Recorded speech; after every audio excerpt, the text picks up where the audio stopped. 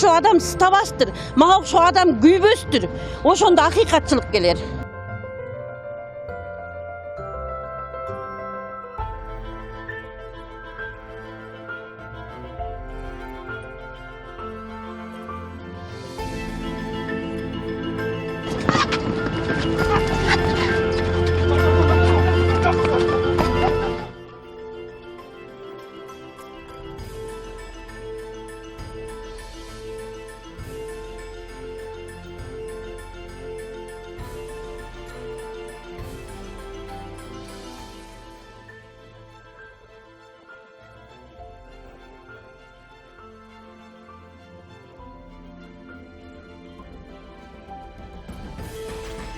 Күндүгө ойлонуп жатасың, сотуңду еще 1 ай, 2 айга отложка кылып салганда, это вообще эмне болот деп ойлонуп атып эле нерв ой эле жеп коет да ошол жактанчы.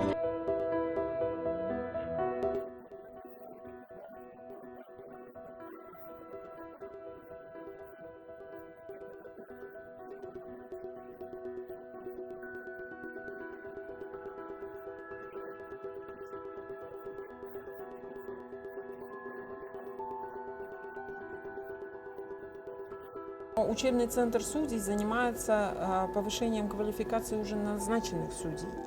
Соттордун билим деңгээли төмөн. Айрым учурда адамдык фактор мыйзамдан жогору болуп калат. Соттордун борборуна тилекке каршы сот болуп дайындалгандар келип окушат. Жакшы жыйынтыкка жетишүү үчүн алар дайындала электе барып окушу керек. Мындай шартта алар соттук иштерди кароодон кыйынчылыкка туш болушпайт. Высшие курсы.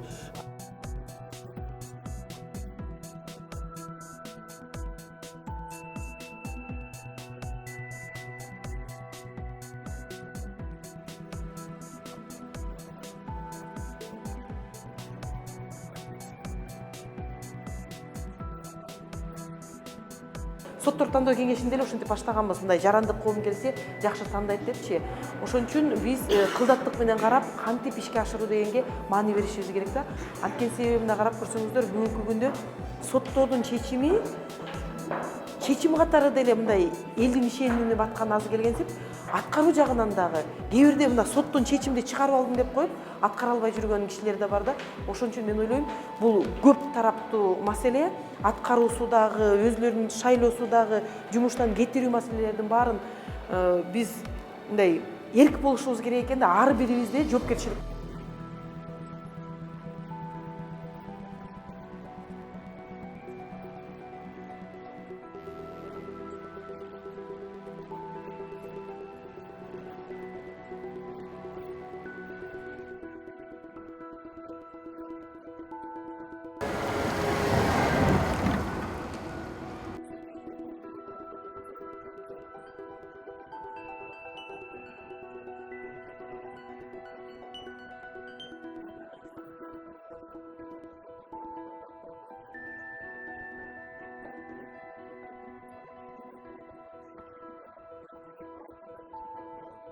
Сотторго бирөө давление кылып да, мындай чечим чыгарасын же тигиндей чечим чыгарасын дегенден кийин ошол сотту мамлекет ошондой давлениядан куткарып алыш керек да. Эгерде аны укпай башкача чечим чыгарса, ал эртең ишинен кетип, ошо менен куугунтуктап калынбайт деген шарт түзүлүш керек.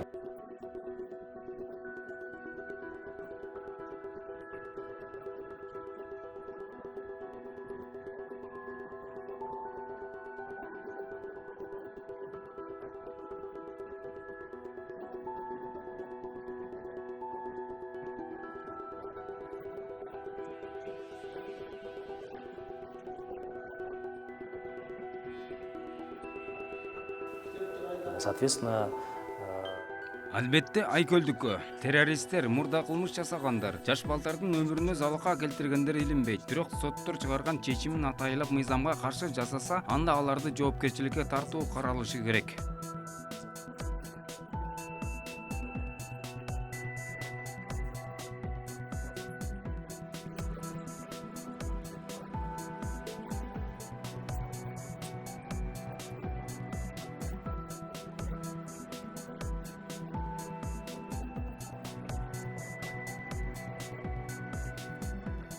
азыр көптөгөн кишилер алдап кетип же алимент төлөбөй кандай бир карыз болсо дагы Кыргызстандан чыгып кеткенге мүмкүнчүлүгү бар да.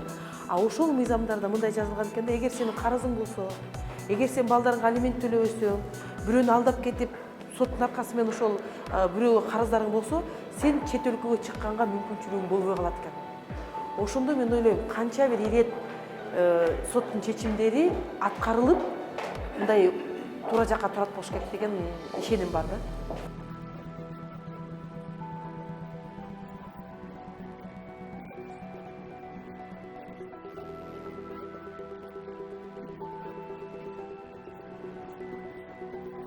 Ведь не исключается же обычной.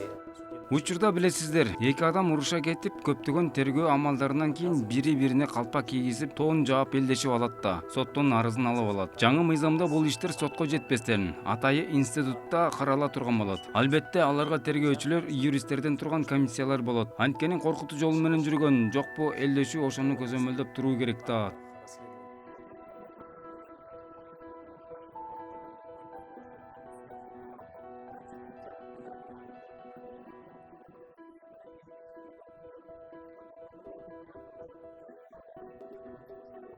Судьями просто недостаточно. Башка жарандардай эле соттордо мыйзам алдында жоопкерчиликтүү болушу керек. Алар чечим чыгараарда кайсы бир жагдайга же кимдир бирөөнүн үстөмдүгүнөн көз карандысыз болушу керек. Ошондой эле билим деңгээлин жогорулатуу зарыл. Бул чечим чыгараарда оң таасир беришет.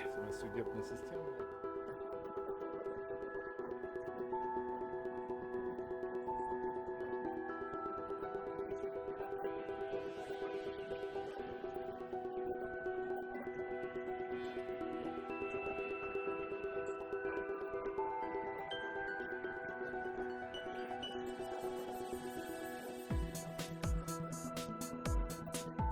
Я открыто скажу, многие судьи поняли принцип независимости судей как принцип безнаказанности, Шайлоонун безответственности тагдыры судей бир за нече любое кишиге байланып калды. Эгерде биометрикалык Теперь маалыматтарды нередко топтоо возникает мыйзамсыз ситуация, деп когда табылса, судьями биз принимаются ачык жана таза спорные, өткөн шайлоого чекит зачастую коюп, азыр өлкөдө абсурдные митинг пикеттер болуп турмак. решения, Иш жүзүндө бүт решения, өлкө которые Конституциялык палатанын барымтасында калды. Алар аркылуу бейөкмөт уюмдардын кызмы астында бирде бул бирде тигил чечимдерге шылтап чапты. Мындай кылууга таптакыр болбойт.